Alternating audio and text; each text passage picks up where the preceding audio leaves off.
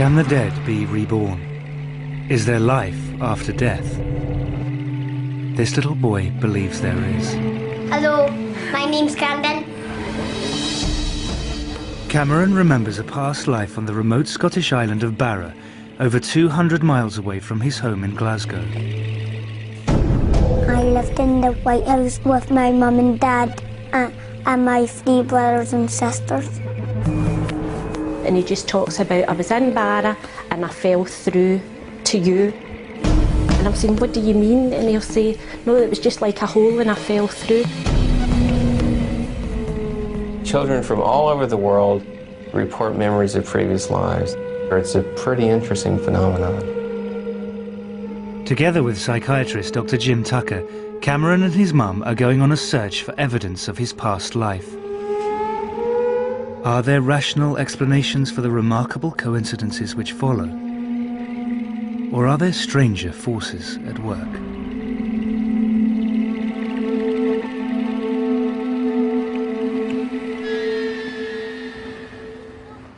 Norma Macaulay is a single mum who lives in Glasgow with her 2 young sons. Well, I've got 2 boys, lovely boys, even if I say so myself. I've got Martin, who's 6, and I've got Cameron, who's 5. Since Cameron first started to talk, he has described life as a child on Barra, a remote island in Scotland's Outer Hebrides. I lived in the White House with my mum and dad and my 3 brothers and sisters. From the age of 2, Cameron has been telling his family the same story. As he's grown older, the story hasn't changed. It's just become more detailed. Norma could not understand how Cameron knew about Barra, let alone have such clear memories of life on the island. At first I just thought, oh, he's making things up.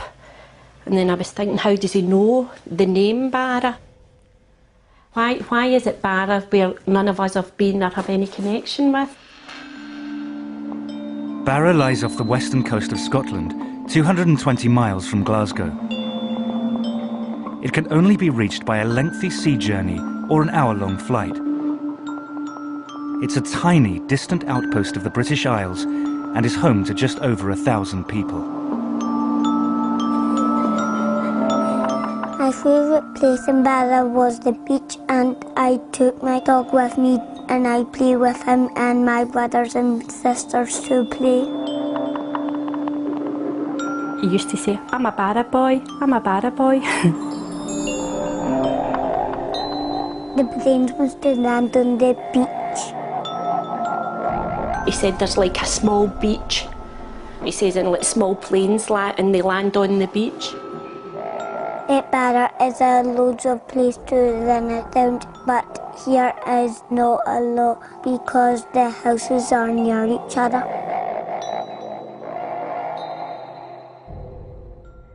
I did one time say one of these days we will go up and see Barra, and then it's like, well, I'll show you where my house is and I'll show you round. Will we see your Barra dad? No. Why not? Because he's dead. He's dead. He says, my real Barra dad didn't look left and right. My Barra dad got knocked down. Cameron even claims to know his Barra dad's name. Shane Robertson. Shane Robertson? Yes. So who was Shane Robertson again? My Barra dad. My Barra dad. Was that fast? Is that the one that got knocked down? Friends and family have also been drawn into Cameron's story. Next-door neighbour Diane Miller has known Cameron since he was born, and her son Aaron has grown up with him. Hello. When they were about 2 was when Cameron started to speak about his Barra family. And my brothers and sisters and my friends. Well, you get friends in Barra too? My house in Barra and family in Barra, because Cameron was adamant he had this other family. What was his name? Shane Robertson. And he would tell you over and over again, so you know he wasn't just making it up there and then. And he got knocked over by a car. Cameron's uncle, Ian Watson, initially dismissed his nephew's stories as fantasy, but as time passed, they became harder to explain away. It's just the fact that he's just consistent in, you know, the things that he's saying and the story that he keeps coming up with. And over the 3 years, he's never wavered from it. If you look at his face when he's telling you these things, he believes they're true. My dad and mum had long hair and she got cut short. They'll say, I was with my Barra mum before you had me, before I came to this family. And he just keeps saying to me, you'll really like her, you'll really like her, she's really nice.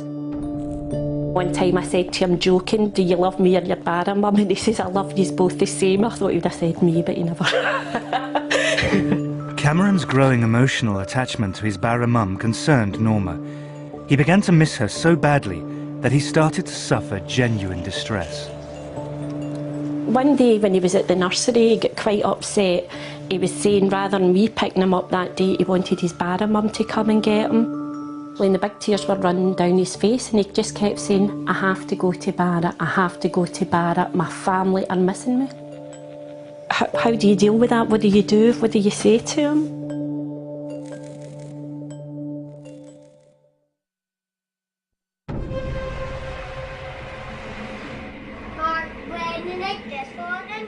Ever since he could speak, Cameron has described a previous life, growing up on the remote island of Barra in the Outer Hebrides. Cameron is desperate to visit Barra, but Norma, his mum, wants to find out if there is a rational explanation for his unusual memories.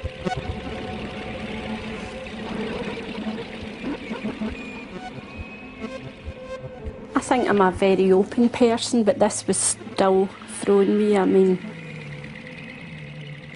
I believe Cameron does know Barra.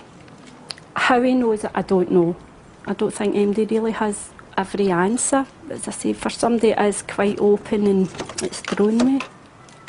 I'd just like to know, has he seen it on the television? Is there a house like he talks up there? Or just like to know what's behind it all. Norma's first stop in her search for answers is Dr. Chris French, a psychologist. He edits The Skeptic magazine, which debunks paranormal phenomena. The hope is that he may have a rational explanation. You can get situations where I would bet my bottom dollar that what we're dealing with are false memories. I mean, kids have fantastic imaginations, as I'm sure you're aware. Obviously, these days, you know, we've got lots of TV programmes, lots of TV channels, we've got the internet. Yeah. Is there any possibility, do you think, that he might have, say, seen something on TV at some point, some programme that I'm not saying it's not possible, but I've never seen Barra on the television. I'm trying to think of times that Cameron would be watching programmes without me, or just like that sort of programme, but not to my knowledge. But I mean, it is possible there was someone who told Cameron stories about life on the island of Barra, and then moved away. Well, I know everybody kind of round about, and as I say, especially the fact that Martin and Cameron are so close in age, so why doesn't Martin know all this? Again, I mean, it may be that... I'm just saying that I take your point entirely. I take yours, but I'm just saying, I'd be more than practically 100% say, but there's nobody been told about Barra. I've asked my family. None of us know even anybody. It comes from Barra, been to Barra. But it may not be coming from your family. Yeah. You're either dealing with a situation where he has picked up the information through normal sources, or maybe, just maybe, you know, there's something kind of much more interesting and challenging going on here. Norma leaves Chris with more questions than answers. Could it be that Cameron's elaborate story is no more than a fantasy?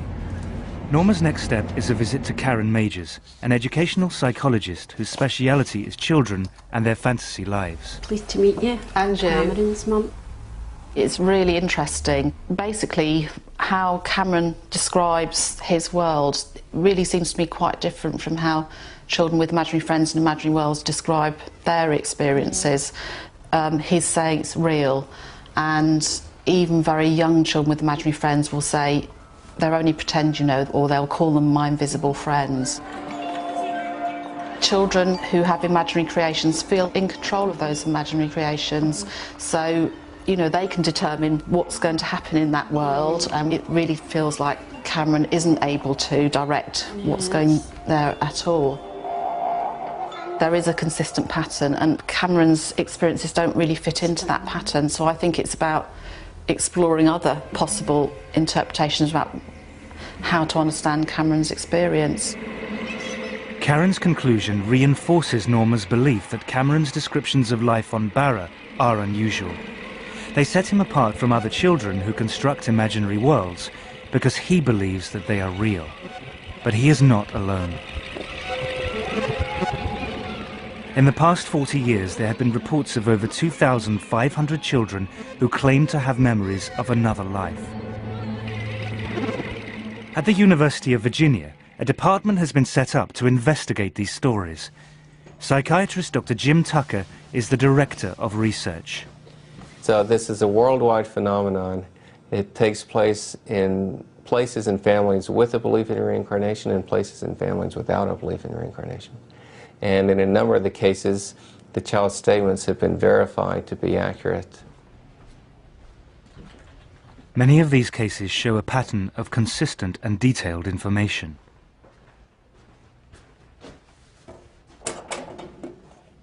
The children will usually start talking about these memories at a very early age, usually 2 or 3. Some of them talk about them matter-of-factly, but other children use great emotion in describing these things and will often long for the previous family. Jim records the child's memories and investigates whether there might be a connection to an actual person who has lived before. Many of the cases seem to defy simple, rational explanation. One of Dr. Tucker's most celebrated cases was a boy he investigated from the Midwest of America. This is a very interesting case of a boy who had memories of being his grandfather. And he said that God gives you a card to come back, and I guess this is a drawing of the card that he did. Gus Taylor is the child who drew that card. Since he was a toddler, he has believed that in a past life he was his own grandfather. Gus is now 10 years old. When he was about 1.5, I was changing his diaper on his changing table, and he all of a sudden just looked at me and said, "You know, when I was your age, I used to change your diaper." And I went, whoa, this is weird. Gus was named for his grandfather, and his full name is August. His grandfather had died the year before he was born, so he really didn't, he never got to know his grandfather.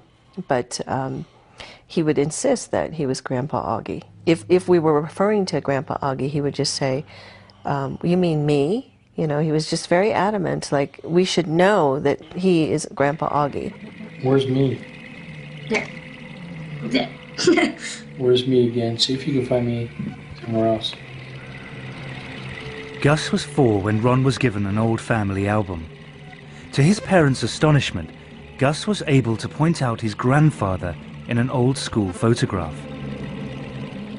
He also correctly identified this as the first car that his grandfather ever owned. He showed me a picture, and then I said, that was my first car. And then my dad was like, that's weird, because the car was Grandpa Augie's first car. So it was all scary. Kathy and Ron were intrigued by their son's ability to identify his grandfather in photos. But one day, Gus told them something that turned their intrigue to shock. Gus and I were chatting, and he started saying something about Grandpa Augie, which wasn't unusual. And I said to him, when you were Grandpa Augie, did you have any sisters or brothers? He said, well, I had a sister, but she died. And so that sort of caught my attention because, you know, we haven't had any deaths in the family. And he said, well, she died. And I just sort of looked at him and he said, yeah, she turned to a fish. She died, some bad guys. I just was flabbergasted. I really was just I was speechless. because I just couldn't understand how he would know anything about that. Apparently what happened was his aunt was murdered, and her body was dumped into the San Francisco Bay. There was no way he could know anything about her circumstances and how she died, because it was never discussed, and was barely discussed with me, with him, in my family. To hear my son, who didn't know my father, didn't know his aunt who was murdered, speak about this, and because that's when I just went, there's something going on here that I just don't understand. For many in the West, reincarnation is an alien idea. Chris French believes that it's simply a comforting illusion, which helps some people avoid the difficult realities of death. On the one hand, you've got science that says, once you die, that's it, that's the end, nothing else. On the other hand, you've got a belief system that says you will survive, you will be reunited with your loved ones. In a sense, you do go on forever. You know, how much more appealing can you get? I mean, we all want that, we'd all want to believe that.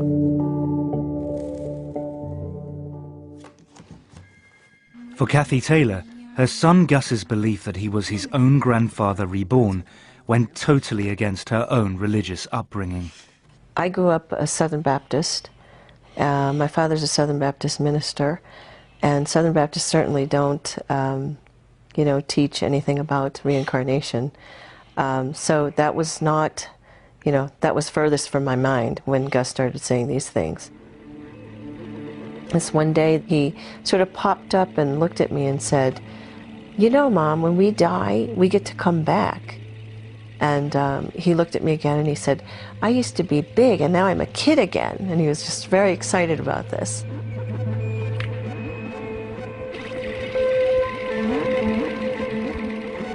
He said that God gave him a ticket. And, he also referred to a porthole, and that he came through a porthole, and that he used to be big and all of a sudden he's through this porthole and then he's a kid again.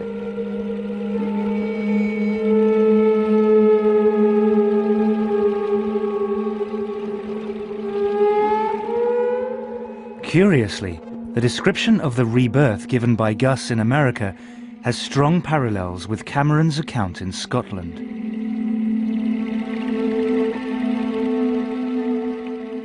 He talks about falling through from Barra to here. I asked him, "How did you get here?" And he just talks about, "I was in Barra and I fell through to you."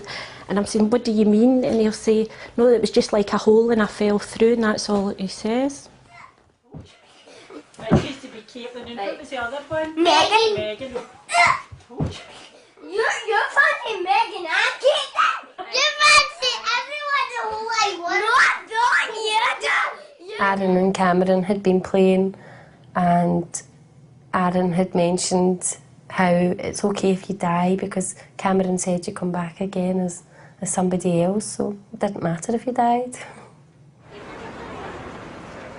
It has become clear to Norma that there are no easy answers to the questions thrown up by Cameron's memories. Cameron has asked persistently to be taken to Barra. Norma has finally decided to make that journey. We are going to go to Barra. I mean, it wasn't a decision that was made lightly. I've gave it an awful lot of thought, stood up to an awful lot of folk that were against me doing it, and I just hope I proved them that I was right to do what I've done. Come on. Perhaps the trip will provide an explanation for Cameron's memories, or put them to rest. You want to run now? I think I'm hoping that when Cameron goes, it gives them proof, or, I mean, maybe go here and they'll say, "That's not Barra," so then that's fine, that's not Barra, end of story, that's the end of it. But I think it's reached a point, it's went too far. It's gone too far just to leave it now. At the University of Virginia, Dr. Jim Tucker has been speaking to Norma and following Cameron's case with interest. Well, Cameron's case certainly sounds like a very promising one. He's given the name of a place, which fortunately turns out to be a rather small place, and he's also given the name of a person. So with all the details that he's given, if we're able to verify a match, that would be quite intriguing. For Jim, to follow a case as it unfolds is a unique opportunity. He is flying from Virginia to Glasgow to join Norma and pursue the story in person. I mean, as it stands now, it's a very interesting story. If we're able to verify the statements, then it becomes more than that, because then it becomes evidence that he actually does have memories that have carried over from a previous life. This is Cameron. Hi, Cameron. Cameron, you saying hello? Hello. I'm Dr. Tucker. How are you? This is Dr. Hi, Tucker. Martin. What can you tell me about the house that you lived in? It was white. How many stories were there? Was it just one level, or was it more than one? One level. Yeah. Did you see your dad get knocked out by the car? Yeah. You remember his name? Yeah, what was his name? Shane Robertson. Shane Robertson. Do you remember what he looked like? He had spiky hair and he always wore shirts. Spiky hair, is that what you And said? always wore shirts. So Norma finally has someone to talk to who really understands her experience. remind him of it? It was getting to a point he was that convincing. I'm sure folk thought I've adopted him, or like he wasn't really mine, because he spoke so convincing about this other family. And has it slowed down, or is it still going as strong as ever? It calmed down for a wee while, but then it's back. Is he excited about the trip? Yeah. Yeah.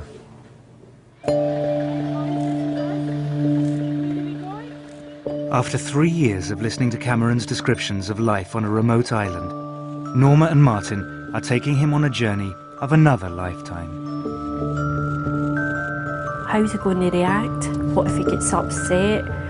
What if we go and these things are there, how he's described?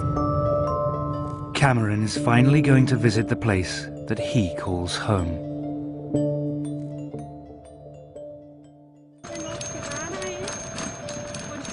Norma and her sons Martin and Cameron are leaving Glasgow to fly to Barra, an island in the Outer Hebrides of Scotland, where Cameron believes that he lived in a previous life. Not with my bag on. No, that's the one. They are being accompanied by psychiatrist Dr. Jim Tucker, an expert in children's past life memories. Cameron believes that his family name was Robertson and that he lived in a big white house, a house full of children. He says he had a black and white dog. There was a view from the house to the sea, and that they could see planes land, not on a runway, but on the beach. Could any of these apparent memories correspond to reality? You know, there's a concern that if he really is having memories of a previous life, that taking him back to that place might be traumatic. But what usually is the case is actually the reverse, that seeing the old place kind of puts the memories in perspective so that the child is then able to let go of them more.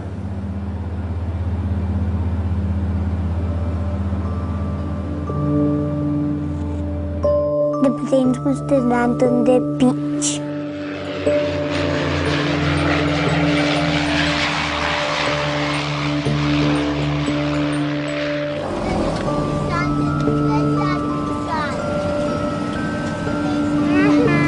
I told you it was true.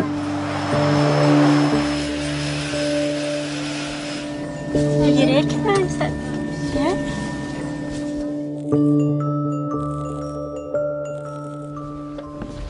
You okay? Yeah, good boy. I told you everything was true. It's just after saying I told you it was all true. Feel happy to be here? Yeah. It looks nice here. Looks nice here. They go into the airport to collect their bags. I know that. Quite favourite that one. He was saying he used to go over that bit over there, and when they used to see the rainbows, they used to try and jump up and get them. They're too high, aren't they?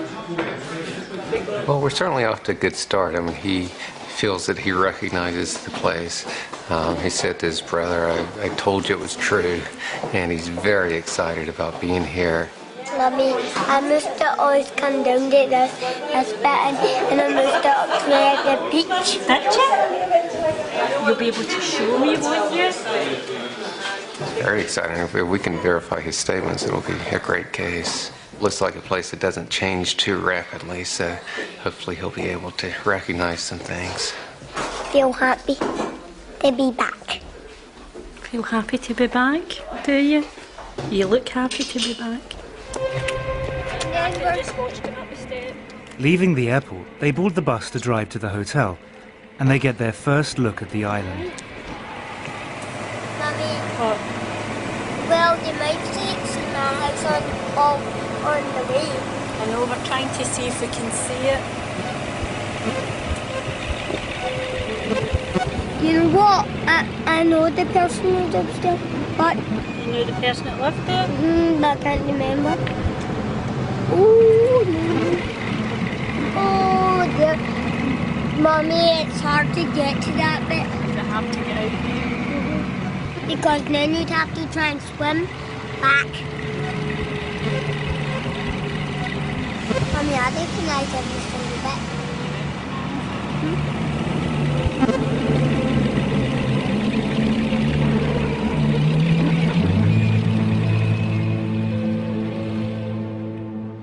Cameron, don't jump about the bed. Can you believe you're here at Barra? Yes, I'm exactly the same, but I recognise the beach. You recognise the beach? Oh, it looks like a beautiful place, doesn't it? Yes. So what do you want to do tomorrow when we're... And go to the beach. Go down to the beach? Yes, and I'll show you, and I'll show you what I did. Show me what you used to do. Oh, my socks, I forgot to do it. Take my socks. Next morning, the investigation begins in earnest. Norma and Jim set off to visit the local heritage centre to look for any record of the Robertson family and the man that Cameron calls his Barra dad. My Barra dad was called Shane Robertson, and he got knocked down. Hello. Hi, I'm Norma, pleased to meet you. Callum McNeil is the island's local historian. Tucker. Callum McNeil. Nice to meet you.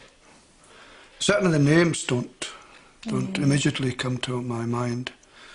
Certainly the name Robertson does feature, but certainly not the name Shane. And the name Robertson itself only features occasionally in the history of the islands. There doesn't seem to be any evidence that a family called Robertson lived in a house by the shore. Could Cameron be wrong about the name, but right about the house? I could see the beach when I looked out the window, and sometimes my brothers and sisters could go by themselves, and I looked out my window seeing the planes land on the beach. And my brother said a black phone, and how you dial is you just go like that. He has provided some clues about the location and the period in which he says he lived on the island. Since he's talked about the planes landing and talked about phones, what sort of era would that put him in? More than likely after the war. After the war. More than likely after the war. And since he's talked about the plane landing and seeing that, we're probably thinking of a family toward the north end. Oh, yes, I would say so. If the to and froing of aircraft from the beaches featuring the island, that would indicate the north end of the island. It's not much to go on, but they set out on a trail back to the north end of the island.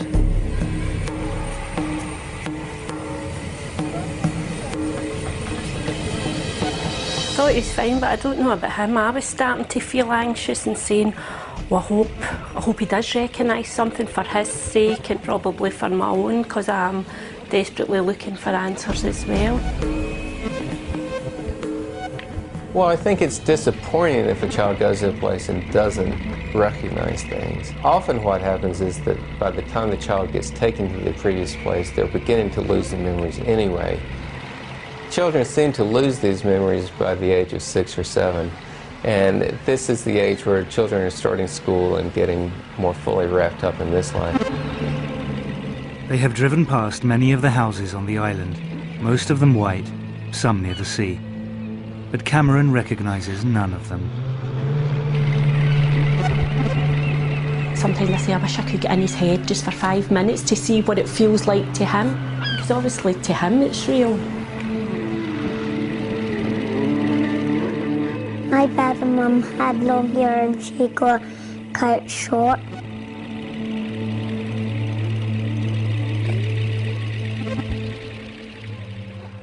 Later that day, they go for a walk on the beach. The adults may be disappointed, but Cameron is happy just being on the island. He's delirious about being here, and at one point he actually said to me, "Is my face shiny? Is it red? Is it shiny? I'm just so happy." He keeps saying to Martin, "See, I told you, it's not lies, it's true, we're really here, it's real."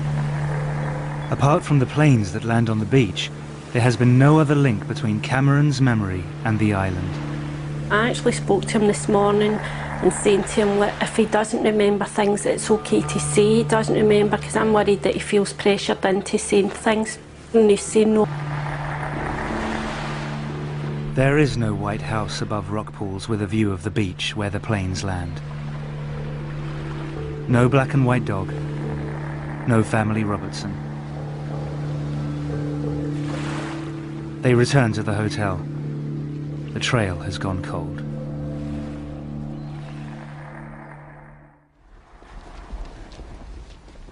But next morning, they receive a phone call from Callum McNeil at the Heritage Centre. He wants to speak to them urgently. He has some new information. Phone call today informed me that there were people living with the name Robertson on the north end of the island, in a house by the shore. It's a white house by the shore. Couldn't get much closer to the shore. Callum's records were only for properties owned by islanders, but the Robertsons were from the mainland. And when were they there? 60s, 70s, I believe. Yeah. So we know exactly which house it was. We'd be able to go see it. Sunderland. Directions to the house take them down a different road to the ones they had been searching before. Jim and Norma don't tell Cameron where they're going. They don't want to influence his reaction or disappoint him. They follow a small coastal track.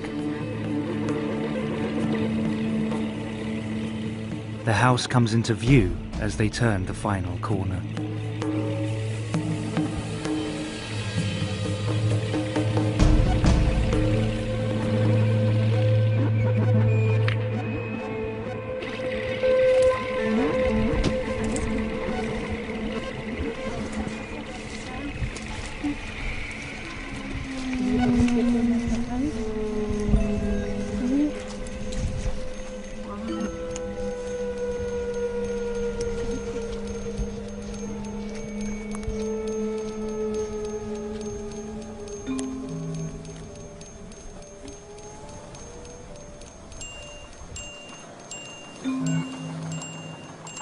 What's wrong?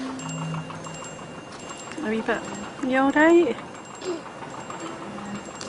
Is this your house? No, you get sad. Is this your house? Yeah?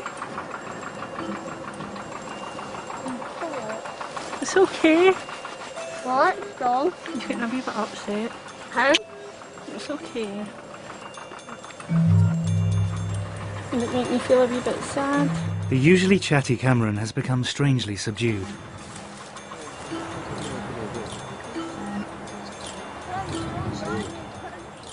Just below the house, there are rock pools, and there is a gate to the beach. There's a gate round there. They said that was the secret way. They called it the secret way into the house.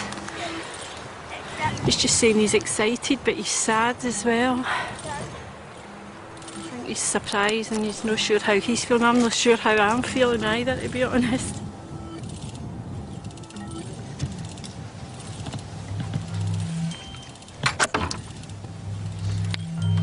Can we come in?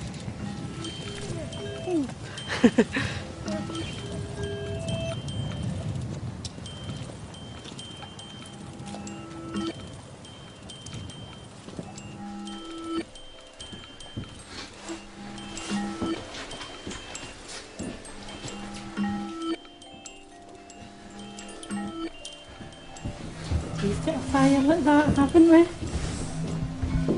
Let me look. What? Look. I know, wow.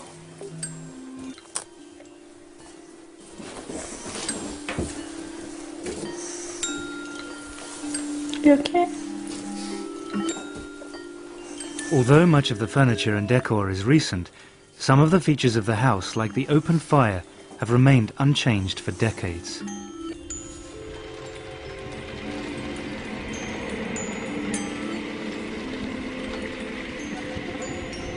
I could see the beach when I looked out the window, and sometimes my brothers and sisters could go by themselves, and I looked out my window and I saw them playing.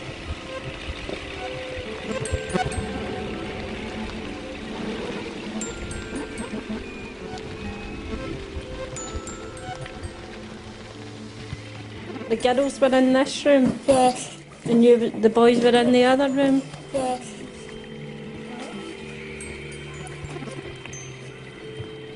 Oh. Okay. Was it the same stuff? No. Did you just have the fire lit? Are you glad you came here to see it?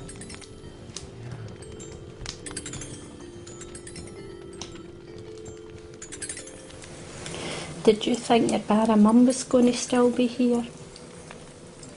Eh? No.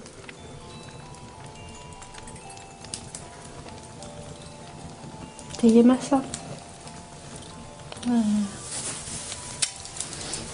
You got me, haven't you?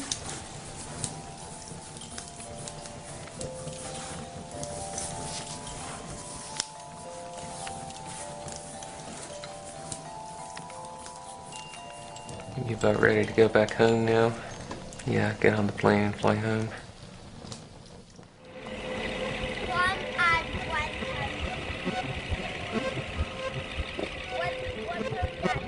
Well, it's been quite an interesting trip. I mean, we came here with a name and a description of a house, which was not very much to go on. And we found that, in fact, there was a family here, and that, in fact, they had a house in the right location and the right appearance of what we were looking for. At this point, the investigation remains inconclusive, but we've got some very solid leads to go on, and we should be able to find out the details of this Robertson family to see if, in fact, they do match with what Cameron has been saying.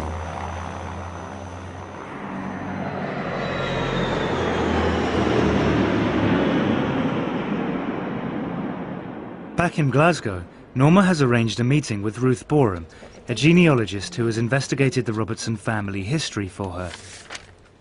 She has found that the Robertsons came from Glasgow and that they owned the house on Barra for more than 20 years.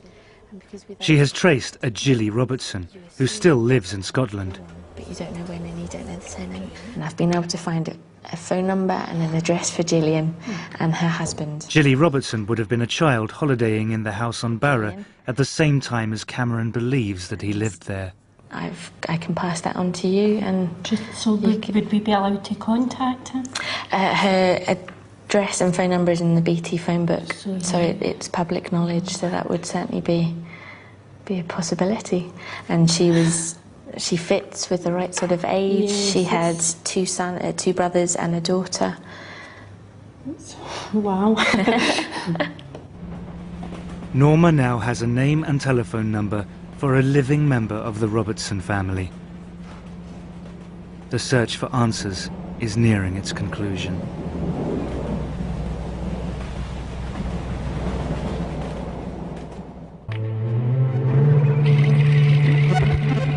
This is the house that 5-year-old Cameron believes was his home in a past life. He believes that he lived here with his family, the Robertsons. The house, which exactly fits Cameron's description, was once actually owned by a Robertson family who spent their summers here in the 60s and 70s. Cameron's mum, Norma, has traced Gilly, one of the Robertsons, and arranged to visit her. But now, back in Glasgow, Cameron's reaction to the news comes as a shock. See, because I put mine on top. I'm just Last night was just an outburst. 1 minute we're laughing and joking, everything was fine, and then it was just, there was tears, and then saying he was frightened, and then the next thing him and Martin were fighting. It got a wee bit out of hand. It was like somebody had flicked a switch. He went from happy to, and it was, I'm scared, I don't want to go, Mum. But this morning he came in quite wide awake and started asking me about Jilly Robertson. And at one point I thought it was quite strange. He actually says, could Jilly be my sister if she was a wee girl at the house? And it's kind of, I think we've all been thrown a bit. Now he's asking, can he go? He wants to go and meet her. Hello. Hi there. Pleased to meet you, I'm Norma. Hello, Julie. Very nice to meet you. This is Cameron. And Martin, come on. This is Cameron's big brother, Martin. He's finding somebody that's possibly his sister. Is he thinking, oh, maybe I'll need to go back to that family? Because in Cameron's mind, the Robertsons were his Barra family. And I think that's what's frightened him. I mean, it's quite frightening. This is the house here, and down below the house, a lovely beach. Was that what it was like when you were in Barra? Yeah. But could you recognise it quite well when you went to see it? Although he was saying it had changed. Yes, you see, I think it has changed. I think the person who's bought it now has modernised it. Yeah. I played in the beach and took my dog and played fetch with my dog at the beach. Could I see when you went to Barra, did you have a dog? Was there a dog there? Well, certainly Callum and Peggy, who lived in the house, they had a dog, a sheepdog. The black and white dog is just as Cameron remembers. But what about the name of his Barra father, Shane Robertson? Well, certainly there aren't any Shanes in our family. There were, one of my uncles was called James. Now, Seamus, James, you know, that's quite a common connection. One of my cousins is also called James, but certainly not Shane. Was the car accident on Barra? This is what we don't know. He doesn't seem to be able to tell you. I don't know of anyone in our family who died in a car accident. That's how I was curious as well, if maybe even there had been a child in the family had passed away, or... No, certainly there were no deaths of children in that close family. So while many parts of Cameron's memory fit with extraordinary precision, others do not. The family name matches, so do the physical details of the house, the island and the dog. But the name and death of the father figure do not.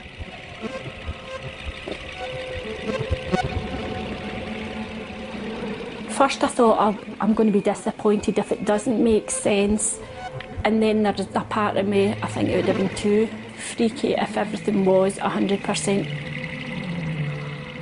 A lot of the things tie in and match up, seem to match up perfectly, where there's other things just don't fit in at all. But I look at it as, if I'm describing my past or trying to tell you things, there's things I would probably remember and tell you spot on, and there's other things, if my sister was telling the same story, it would be different. I just think there's been more things tied in than didn't. If these, in fact, were past life memories, then we have to look at the question of why some of them were correct and some weren't. Was this just a remarkable coincidence, or could it be something more? He could have had memories from more than one life, and they could have gotten mixed in together. There's just a lot that we don't know about it. And I don't think I realised myself how much it might affect me going into the house. I mean, for a split, it actually felt as if I could be physically sick. It was, I don't know, and then there was the worry, what if all these memories come flooding back to Cameron and upset him? And then also I was thinking, what if he has had another mum? He certainly responded to the house in a way that made it seem that this was a special place for him. He may have had some memories and emotions that somehow existed on this island beforehand, in another life and then somehow carried over to him.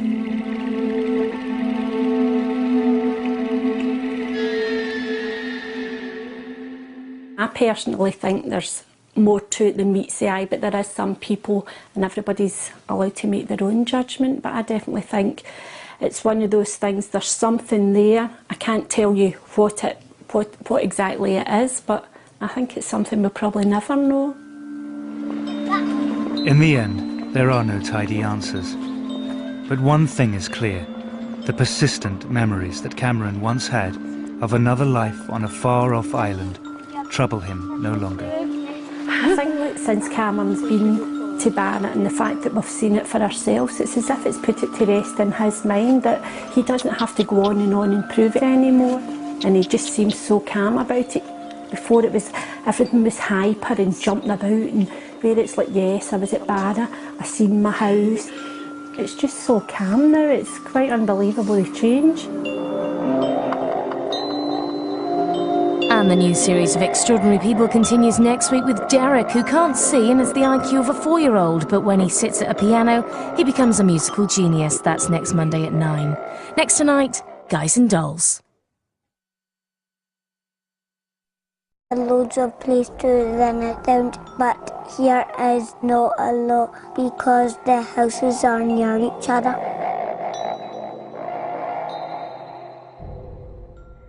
I did one time say one of these days we will go up and see Barra, and then it's like, well, I'll show you where my house is and I'll show you round. Will we see your Barra dad? No. Why not? Because he's dead. He's dead? He says, my real Barra dad didn't look left and right. My Barra dad got knocked down. Cameron even claims to know his Barra dad's name. Shane Robertson. Shane Robertson? Yes. So who was Shane Robertson again?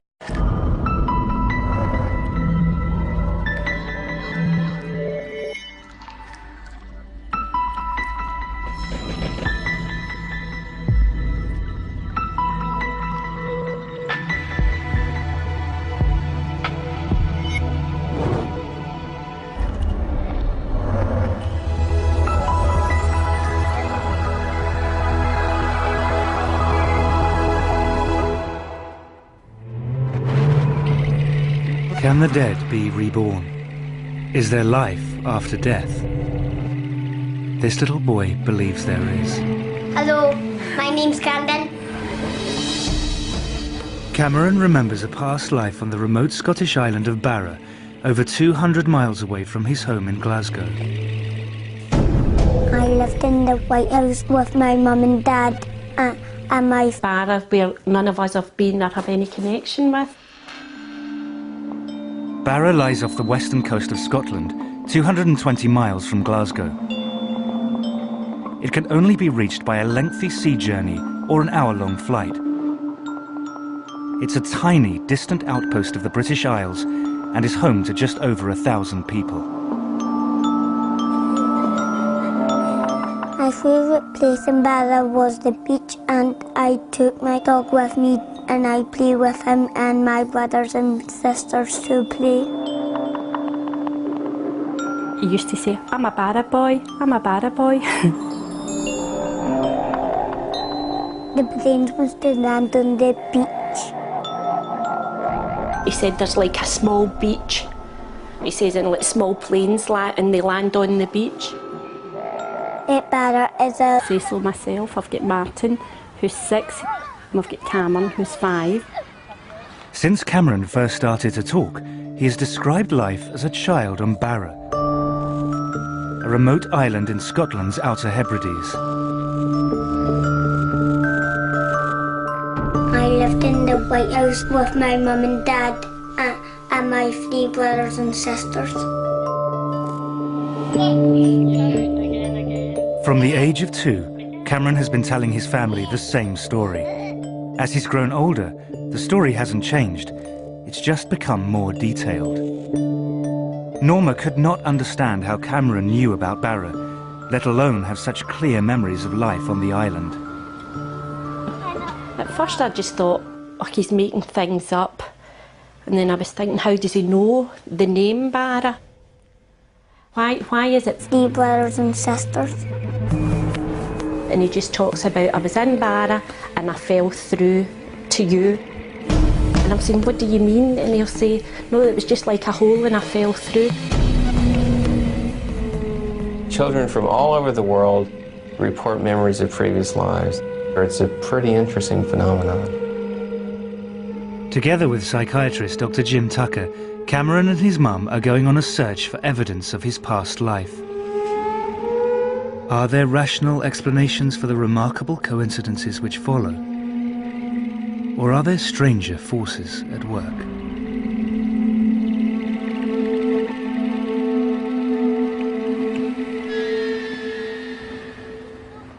Norma Macaulay is a single mum who lives in Glasgow with her 2 young sons. Well, I've got 2 boys, lovely boys, even if I